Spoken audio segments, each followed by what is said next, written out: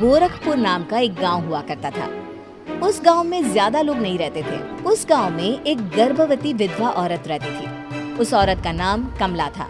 कमला अपने घर में अकेली रहती थी। उसके पति की सारी जायदाद उसके नाम हो गई थी, पर सभी गांव वाले उस औरत को मनहूस औरत समझा करते थे और सभी उससे नफरत किया करते थे। एक बार कमला राशन की दुकान पर खाने का सामान खरीदने जाती है।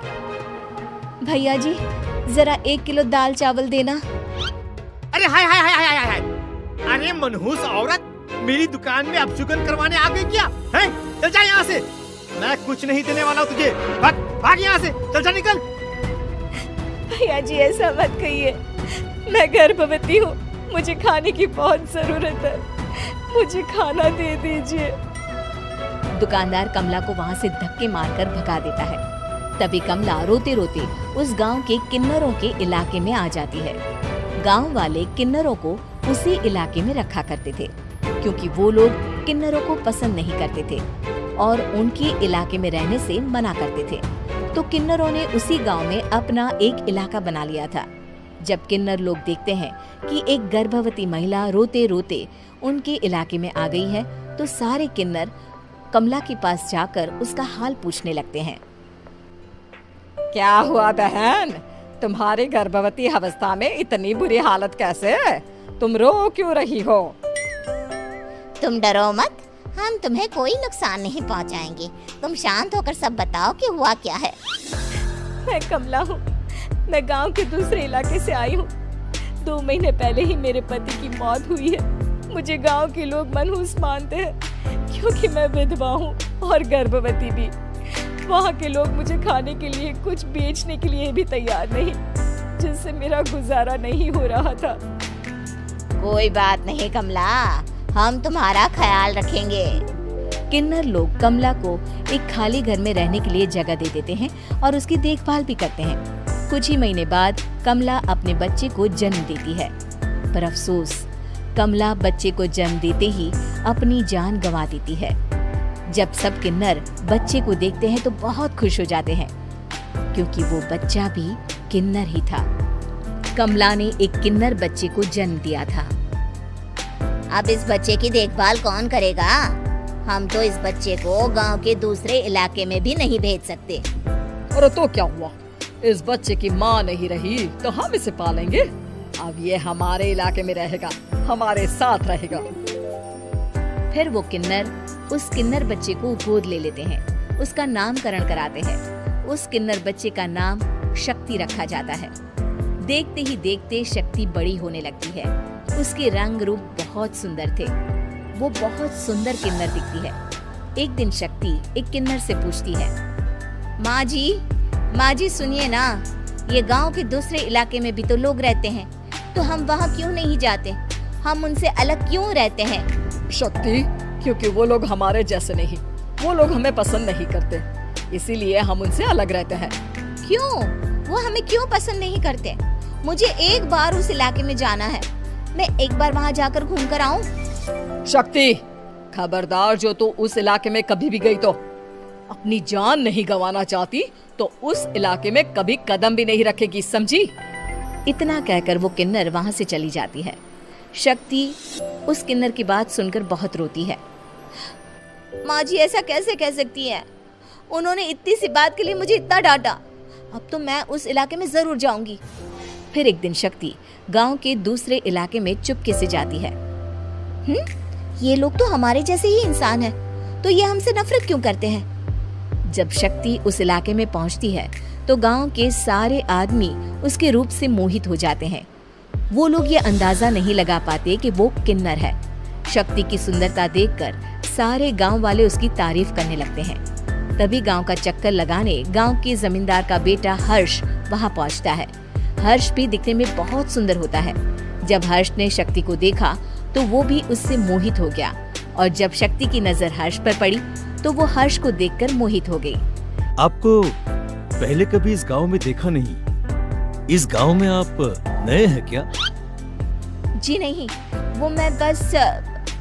तभी शक्ति बोलते बोलते रुक जाती है और मन में सोचने लगती है, अगर मैंने इनको बता दिया कि मैं दूसरे इलाके से आई हूँ तो वो समझ जाएंगे कि मैं किन्नर हूँ। इसलिए मुझे इनसे झूठ ही बोलना पड़ेगा। शक्ति हर्ष को कहती है, जी हाँ, मैं इस गांव में नई आई हूँ, यहाँ अकेली रहती हूँ।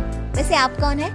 आप भी इसी गांव में रहते हैं? जी हाँ, मैं इस गांव के जमींदार का बेटा हूँ। आपको किसी भी चीज की जरूरत पड़े तो आप मुझे बता देना, मुझे अच्छा लगेगा। ऐसे ही शक्ति और हर्ष एक दूसरे से रोज मिलने लगते। वो दोनों अपने प्यार का इजहार करने एक दूसरे से मिलने जाते हैं। तभी शक्ति का पीछा करते करते एक किन्नर वहाँ आ जाती है। शक्ति, मैं तुमसे बहुत प्यार करता हूँ। मैं तुमसे शादी करना चाहता हूँ। क्या तुम मुझसे शादी करोगे? हाँ हर्ष, मैं तुमसे शादी करूंगी, पर मैं तुमको अपने बारे में एक सच्चाई बताना चाहती हूँ जो मैंने तुमसे छुपा कर रखी है। तभी उनके बीच में ही वो किन्नर आ जाती है। शक्ति, तेरी हिम्मत कैसे हुई ऐसा करने की? वो किन्नर शक्ति को खींचकर गांव के जमींदार के पास ले जाती है। हर्ष भी वहां शक्ति को बचाने के लिए पहुंच जाता है। जमींदार शक्ति और हर्ष के प्यार के बारे में सुनकर गुस्से में आ जाता है और शक्ति को गांव के बाहर निकालने की सजा देता है। शक्ति ये बात सहन नहीं कर पाती और कुएं में कूदकर अपनी जान दे देती है। जमींदार हर्ष की शादी गांव की एक लड़की से करवा देता है, पर हर्ष इस शादी से खुश नहीं होता। शक्ति अपना बदला लेने के लिए मरने के बाद किन्नर चुड़ैल बन जाती है। अब मैं इन गांव वालों को नहीं छोड़ूंगी, अब इनसे मैं अपने प्यार का बदला लूंगी। किन्नर चुड़ैल गांव वालों को परेशान करना शुरू कर देती है। एक बार वो रात को गांव के खेतों में पहुंच जाती है और वहां आग लगा देती है। सारी फसल जल के राख हो जाती है। जब एक आदमी रात को उठकर देखता है कि खेत में आग लग गई है तो वो वहां पहुंच जाता है। वो देखता है कि खेतों के बीचों बीच एक किन्नर चुड़ैल खड़ी है और वहां खड़े होकर ताली बजा रही है। गांव वाला किन्नर चुड़ैल को देखकर बेहोश हो जाता है। जब सुबह उस आदमी को होश आता है तो वो सीधा जमींदार के पास जाता है। अरे जमींदार साहब, अरे वो किन्नर चुड़ैल ने मेरी सारी फसल जला दी। अब मैं क्या करूंगा? क्या होगा मेरा? जमींदार चुड़ैल किन्नर का नाम सुनते ही सब कुछ समझ जाता है। अब वो बहुत डर जाता है। उसी रात को जब जमींदार डर के मारे अपने कमरे में सो नहीं पाता, तभी वहां अचानक से किन्नर चुड़ैल आ जाती है। किन्नर चुड़ैल जोर जोर से जमींदार के आगे खड़ी होकर हंसने लगती है और ताली बजाने लगती है। जमींदार उस डरावनी किन्नर चुड़ैल को देखकर बहुत डर जाता है। तूने मेरे साथ बहुत बुरा किया, अब मैं तुझे जान से मार दूंगी। नहीं नहीं नहीं नहीं, नहीं। मुझे माफ कर दो, मुझे मत मारो। मैं कभी ऐसा दोबारा नहीं करूंगा। अब तुम जो बोलोगी वही मैं करूंगा। ठीक है, मैं चाहती हूँ कि किन्नर इलाका गांव के इलाके से जुड़े और गांव का कोई भी आदमी किन्नर समाज से द्वेष ना करे, उससे नफरत ना करे, नहीं तो मैं सारे गांव को मार दूंगी। और तुम गांव में एक नया कानून बनाओ कि अगर किसी ने भी किन्नर समाज को हानि पहुंचाने की कोशिश भी करी या इनसे भेदभाव करने की भी कोशिश करी तो उनको कड़ी से कड़ी सजा मिलेगी। हाँ हाँ हाँ हाँ, मैं ऐसा ही करूंगा। तुम जो बोलोगी वो मैं करूंगा, पर मुझे जाने दो प्लीज। तब वो किन्नर चुड़ैल वहां से चली जाती है। गांव का जमींदार किन्नर चुड़ैल का कहा मानते हुए दोनों इलाकों को एक कर देता है और नया कानून भी लागू कर देता है। तब से वहां किन्नर समाज और बाकी गांव वाले शांतिपूर्वक रहने लगते हैं। उम्मीद है कि आपको हमारी ये कहानी पसंद आई होगी। कृपया हमारे चैनल को सब्सक्राइब करें और सभी अपडेट्स के लिए बेल आइकन जरूर क्लिक करें। और हाँ, वीडियो लाइक और शेयर करना मत भूलिएगा। Bye bye.